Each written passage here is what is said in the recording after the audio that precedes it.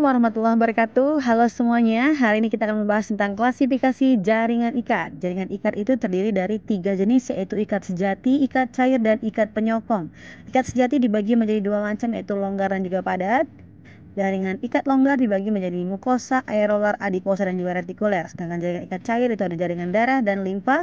Sedangkan ikat penyokong ada 2, yaitu rawan dan tulang keras. Untuk rawan ada hialin, elastin, dan juga fibroblast.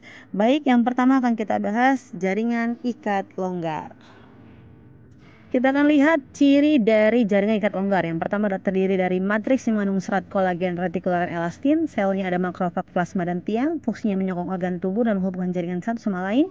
Dan terdapat di saluran perut, saluran pencernaan, pembungkus pembuluh darah, akson saraf, dan juga kulit. Yang kedua, jaringan ikat padat. Cirinya didominasi oleh serat kolagen, karena itu bersifat tidak elastis. Tersusun sel-sel fibroblast. Fungsinya penghubung antara organ tubuh. Jaringannya dibagi 2, yaitu padat teratur dan juga padat tidak teratur. Untuk contoh dari jaringan ikat padat teratur adalah ligamen. Ligamen adalah penghubung tulang dengan tulang, dan tendon penghubung otot dengan tulang. Kalau jaringan ikat padat tidak teratur, contohnya adalah pemupus tulang dan lapisan dermis kulit. Nah, ini sangat berguna nanti pada saat kita membahas tentang jaringan ikat yang terdapat pada tulang. Ya, nanti kita akan ketemu dengan ligamen dan juga tendon. Baik, jangan lupa ya. Kalau ada pertanyaan boleh tulis di kolom komentar, dan jangan lupa mohon dukung terus YouTube ini ya dengan cara subscribe.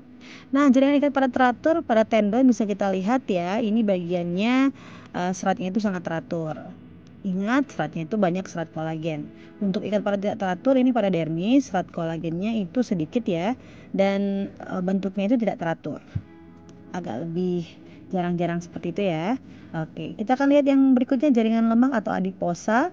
Tersusun dari sel-sel lemak yang tidak membentuk serat atau matriks, khusus untuk menimbun atau menyimpan lemak. Fungsinya sebagai bantalan, persediaan cairan makanan, dan pengatur suhu badan. Jaringan ini terdapat pada seluruh bagian tubuh ya, di bawah kulit, sekitar persendian, di sekitar organ-organ dalam.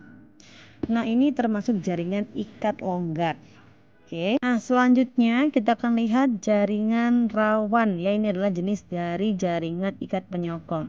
Jaringan rawan ini memiliki ciri-ciri tersusun dari bahan dasar yang disebut kondromukoid, kemudian tersusun dari sel rawan, kondrosit, kemudian juga ada 3 contoh, yaitu hialin, elastin, dan juga fibroblast. Pada anak-anak rawannya terbentuk dari sel mesenkim ya. Nah, ini yang pertama, rawan hialin. Dia berwarna putih kebiruan, transparan, daya elastisitas tinggi, terbanyak di dalam tubuh kita tetapi paling lemah. Pada tahap embrio berupa rangka sementara, pada orang dewasa ditemukan pada persendian. Rawan elastis tersusun dari serat elastin berwarna kuning dan perikondrium.